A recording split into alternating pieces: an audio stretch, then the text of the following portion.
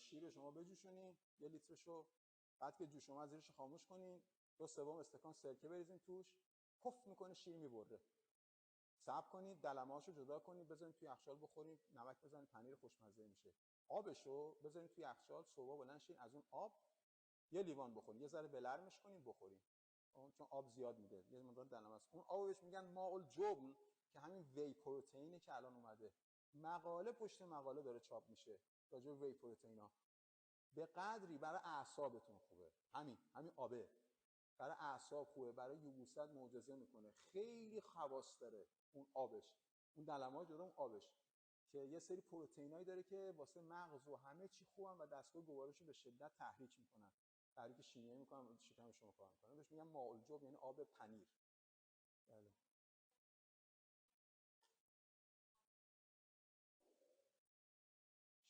شیر رو میجوشونین، بعدش سرکه میریزید توش میبره. متوجه هستین؟ شیر مسموم که نه، بعد میجوشونین. به اصطلاح البته من به شما بگم شیر مسموم شدن تو درمان طب سنتی بوده، چون شیر مسموم شده داره یه سری باکتری هست که تو بعضی از درمان استفاده میکردن. حالا وارد بحثش نمیشیم. بله.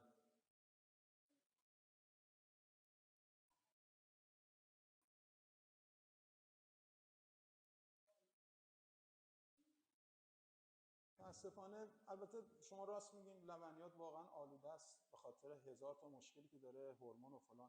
تو آمریکا که از همه وضع بدتره، کانادا بهتره، اروپا از همه بهتره. استانداردهای اروپا توی همه مواد غذایی به مراتب از آمریکا بهتره. آمریکا بدترین استانداردهای غذایی رو داره و متاسفانه هر کاری هم میکنن پس شما نمیاد. الان شما یه مؤسسه‌ای هست به نام Environmental Working Group EWG.org. شما من خواهش میکنم هر وقت که با یه ماده مشکل داشتین برین تو این سایت و سرچ کنید. بسیار آدمای خوبی هستن. یه سری ساینتیستن که اطلاعات بسیار مفیدی رو به شما میدن. بیچارا زحمت میشن با دونیشن مردم هم کار میکنن. اینا مثلا میخواین شما یه مثلا خمیر دندون بزنید. میرین تو این سایت اسم خمیر دندون رو میزنید. EWG.org. بعد اونا به شما میگن این خمیر دندون چند تا ماده شیمیایی داره، خوبه یا بده. خب همه چی رو برای شما گفتن. تو آب چقدر بحث کردن، خدمتتون کدوم آب چجوریه. بعد شما اصلا سورپرایز میشین، خیلی زحمت کشیدن. واقعا یه سری ساینتیستن که کاملا مستقل و ایندیپندنت دارن کار میکنن و من خیلی اطلاعاتم از اونها میگیرن راجع مواد شیمیایی. خمیر دندون، شامپو، اینا که شما فکر میکنید چیزی نیست، اینقدر توکسین وارد بدن شما میکنه. شیرم باید تا اونجایی که میشه ارگانیک بخرین و خدمت شما عرض کنم که اگه بخواید مصرف کنید. حتی شیر خیلی الان با پاستوریزه کردن ماده‌ای به شما نمیده، چون شیر اصلشون باکتریان که با پاستوریزه کردن از بین میرن، لاکتوباسیلا. ولی ماست چرا؟ وقتی که ماست میکنیم ویتامینا یه سریشون و باکتریا برمیگردن و وقت اون باکتری لاکتوباسیل برای شما خیلی خوبن. اصل شیر اون باکتریای خوبشه و یه سری ویتامین که با پاستوریزه کردن از بین میرن. وقت ماست هم نباید از بیرون بخریم. این ماست رو دوباره پاستوریزه میکنن. برای همین یه ما بذارم تو شلف شیرین میمونه. ماست رو باید تو خونه درست کنیم. تنبل از این اینستنت پاتا اومده، ما خودمون داریم. شیر ارگانیک رو میریزیم توش، بعد میزنیم نوشه یوگرت میکر، ماست رو میزنیم، داغ میکنه، اول میجوشونه، بعد وای میسیم دماش میاد پایین، بعد ماست رو اضافه میکنیم مایه‌شو، بعد میزنیم دوباره یوگرت میکر رو سیستمش عوض میکنیم، مثلا میگه 24 ساعت میذاریم تو اون دستگاه و درش میبندیم، خودش دما رو نگه میداره. بعد 24 ساعت باکتریا خوب رشد کردن و بعد درش میاریم میذاریم تو یخچال استفاده میکنیم. ماستی که اینجوری میدونیم که خودمون درست کردیم، پر باکتری مفیده و شیرش هم از اول ارگانیک بوده. من مثلا ماست رو معمولا اینجوری درست میکنم و خیلی خوبه. حالا اگر مثلا ماست 36 ساعت بیرون یخچال بمونه ترش میشه، خیلی ترش میشه و یه سری گفت فاسد میشه. گفتم آقا مثلا مردم یه چیزایی میگن، همه خودشون هم متخصصن. فاسد چی میشه؟ ترش میشه. ترش یعنی چی؟ یعنی لاکتوباسیلا دارن رشد میکنن توش، هر چی شکره لاکتوز خوردن شده اسید لاکتیک. اینقدر این مفید ترش بشه، اصلا آبشو بخوری یه قاشق معجزه میکنه. من مریض داشتم دل و رودش رو هم اومده بوده، اصلا نمیتونسته، فقط با آب ماست خوب شد. من میگفتم 24 ساعت، خودش رفته و فکر کرده خب چرا 24 ساعت 36 ساعت می‌ذاریم باکتری بیشتر رشد کنه.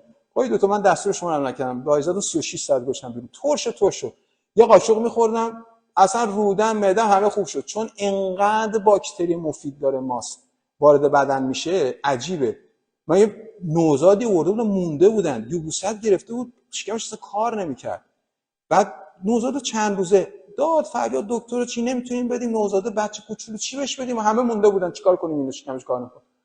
من زنگ زدم به من وای دکتر این نوزاده اینجوری شده شکمش کنم گفتم آب ماست ترش یه قاشق چای خوری کوچولو یه قاشق چای خوری بهش بدیم یه قاشق چای خوری که خیلی کمه دیگه اینقدر بود دادم بهش این بچه مثلا 2-3-4 روز خورد شکمش سری راه افتاد وارد لاکتوباسیل داشتن شکمو کار انداختن تموم شد بیچاره بنده خدا زجر میکشید یه کارهای یعنی من اینا تو سمینار غذا بحث میکنم حالا جالب یه سمینار گذاشتیم تو غذا براتون همه اینا رو بحث میکنیم که چقدر اینا میتونه به انسان کمک کنه. بله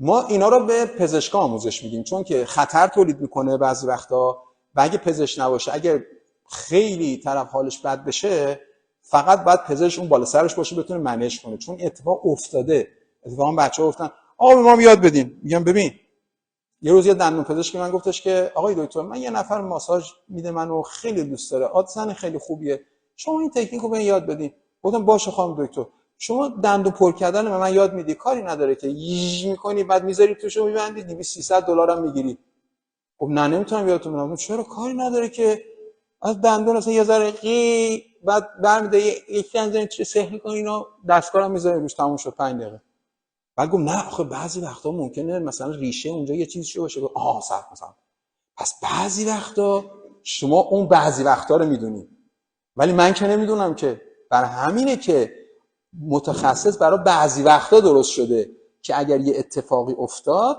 این بتونه هندل کنه بله ممکنه 10 نفرم شما بکنی مشکل نشه 11 یه وقت یه بعضی وقتا بشه بعضی فکر آقا شما راست میگی من اشتباه کردم ببخشید نه را یادش نگیر گفتم آقا پزشکی اینجوریه با جون مردم گفتم شما مریضای ما رو ببین هر کی دوستاش بیاد نشونش بدم گفتم شما ببینید چیکار میکنن اگه اینجوری شد چیکار میخوای بکنی میزنید تو سر خودت فشارش میفته ما انواع اسانس‌ها رو داریم دهنش رو ما میکنیم میریزیم تو دهنشون اصلا نمیشه مریض رو کنترل کرد حالش اینقدر بد میشه مثلا اسفان که گفت اصلا من هیچی دستم ترسیده بودم چون نمیدونستم واکنش اینجوری میده ما خاطرات میاد بالا اینقدر مریض خاطرات تو ذهن من میاد بالا یه خانم دکتری ما رفتیم آموزش دادیم تو بابل واسه بچهای طب سنتی بعد مریضه رفت توی ایموشنالیسم جیغ و داد و فریاد یکی این خانم دکترا داشت تخصص طب سنتی میذاره عجیب بود براش آی تو چه اینجوری کرد گفتم میشه دیگه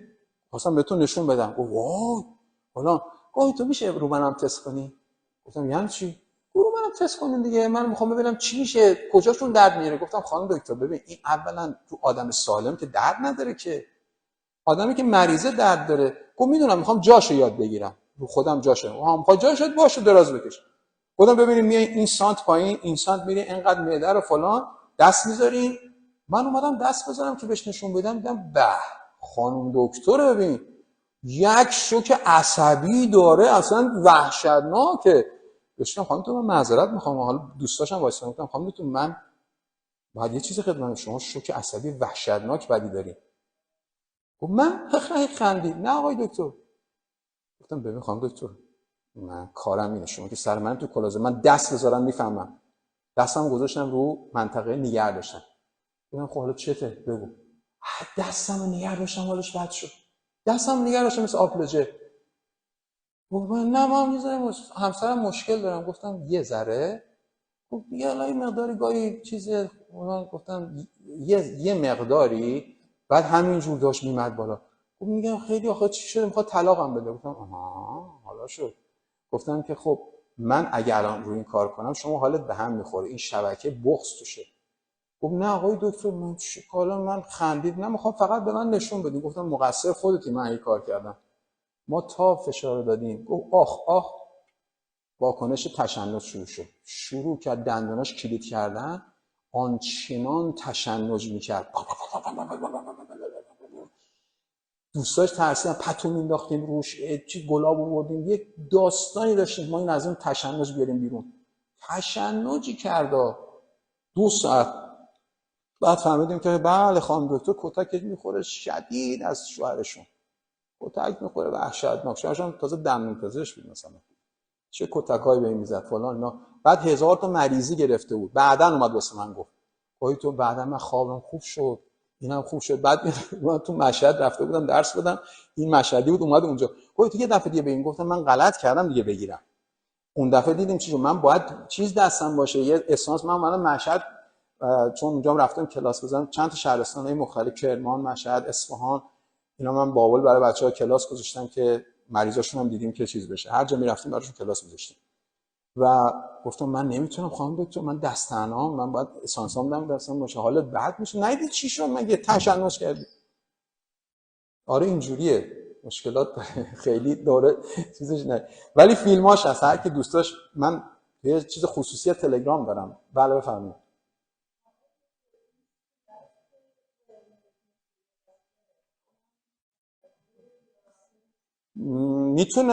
میتونه صورت قرمز بشه، یا میتونه مشکل پوستی باشه، اصلا میتونه مشکل کبد باشه. خیلی مشکلاتی هست که این کارو میکنه. بله مشکلات. ببینید علامت درمانی یعنی که مثلا من به شما الان شما اینو بگی من یه جوابی بهتون بدم، اصلا نمیشه. چون پشت اون یه سیمپتوم دلایل مختلفه، پس باید بررسی بشه. من حالا چند روز اینجا موندم، یعنی اگه کسی دوست داشت فعلا یه جایی رو گرفتیم که مریضا رو ببینیم تو اونجا، تا مثلا یک شنبه من هستم. اگه کسی دوست داشت بعداً تماس بگیره، وقت بهش بدیم، تشریف بیاریم ببینیمشون.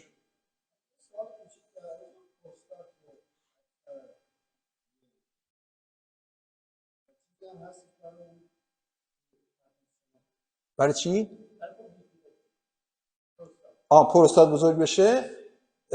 بله داروهای گیاهی هستش. الان مثلا خود کاسکوم داره یه گیاهی هست که خیلی معروف شده. بعد به اصطلاح خود در واقع چند تا گیاهی که در واقع کامبینیشن، من دیدم کاسکو زده خوبه، اگر اونجا وصفی نوشته اسمش پروستات، ببینید بخرید ازشون، خوب اثر میکنه. اون فرمولش خوبه، من دیدم تو آمریکا خوب زده.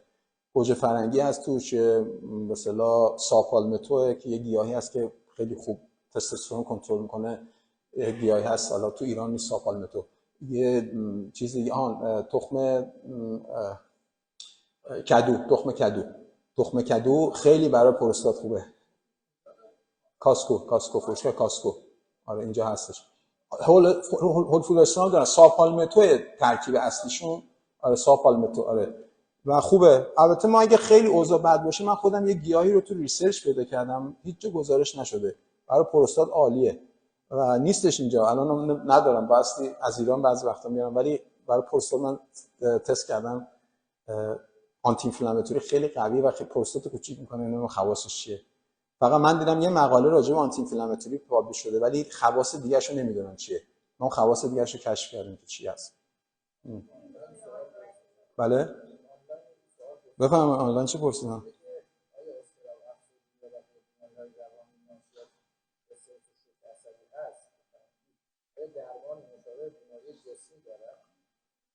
بله دیگه، همین درمانی که گفتیم با غذا، با داروهای گیاهی، با کار رو شبکه عصبی، اینا درمان بود دیگه. چی بود پس گفتیم همه اینا رو باید انجام بشه.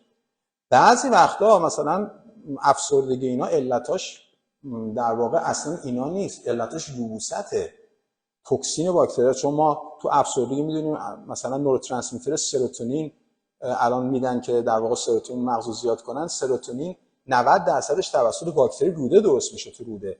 پس اگه کسی مشکل روده داشته باشه میتونه افسردگی بگیره. توجه هستین؟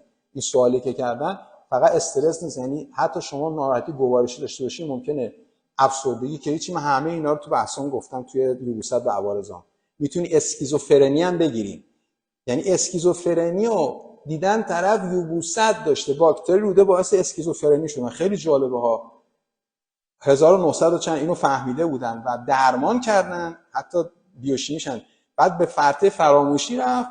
الان دوباره یه 10-15 سال مطلب تازه ببینن ای بابا چرا ما این یادم رفته بوده، این باکتری روده چیکارا میکنن، افسردگی، نمیدونم اسکیزوفرنی فلان. طرف تو تیمارستان بستری بوده، بعد فهمیدن یبوست داشته، اصلا مشکل روانی نداشته، توکسین باکتریا داشتن رو مغز این اثر میکنن و دیوانش کرده بودن. اینجوری بود.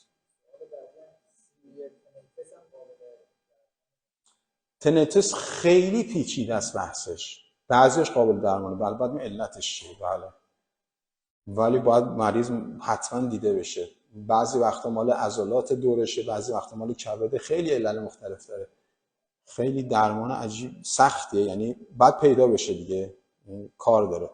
سوال شما؟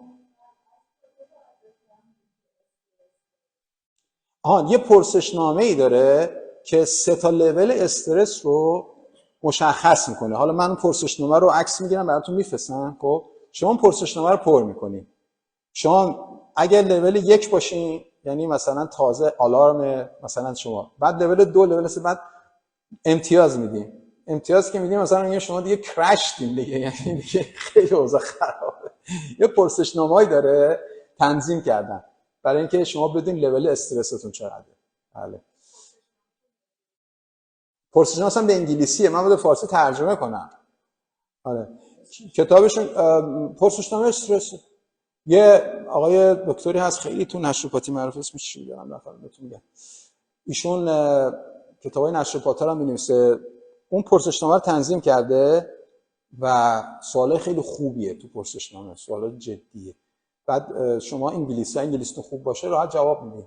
میزنین، بعد مثلا میگه که خب اگه مثلا 10 تا شد چیزه، مثلا شما استرست فلان، اگه شد 20 تا مثلا استرس فلان. هستش پرسشنامه هستش.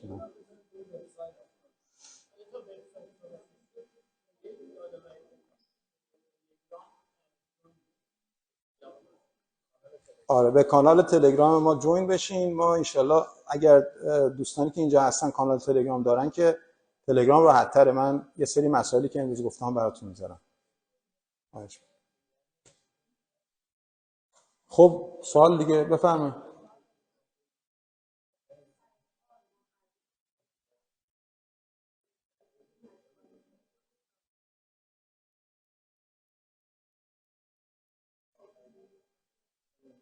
بله، استرس هایی که ببینید مثلا یکی از سوال خوبی میگن استرس ها رو ما چجوری سریع ریلیز کنیم.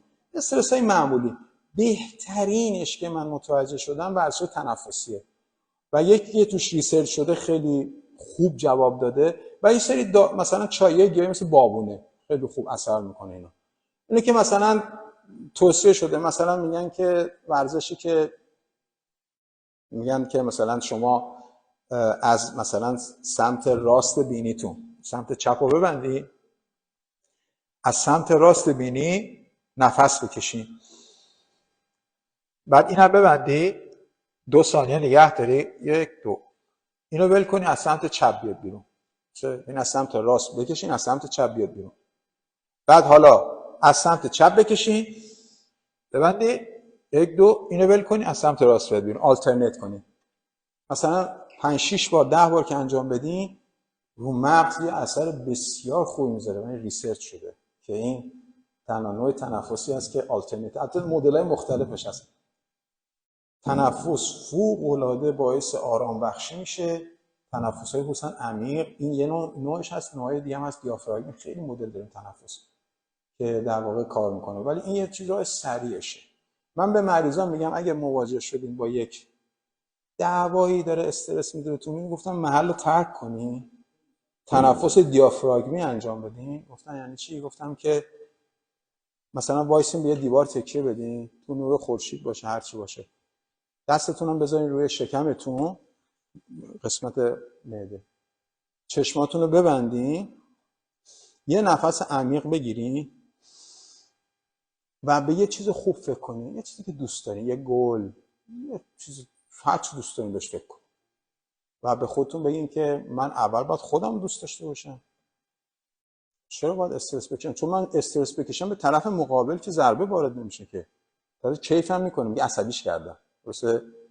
شما دارین هرس میخورین که چیزی نمیشه، میگه من عصبیش کردم حالش گرفتم، بذار هرس بخوره.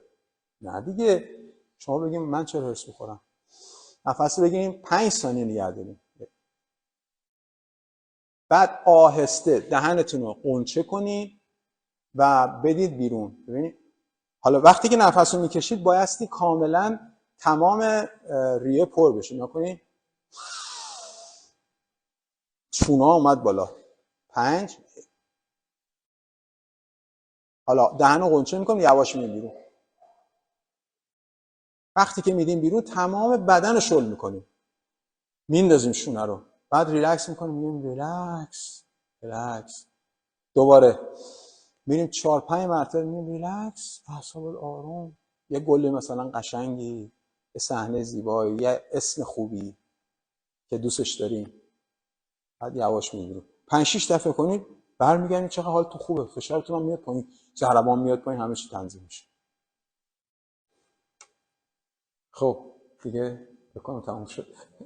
حالا ما در خدمت دوستان هستیم و انشالله که آدرسام داده باشن و من انشالله تا یک شنبه هستم. البته که مریض باشه بازم میمونم، چون که خواستم برگردم از اروان اومدم سریع برم.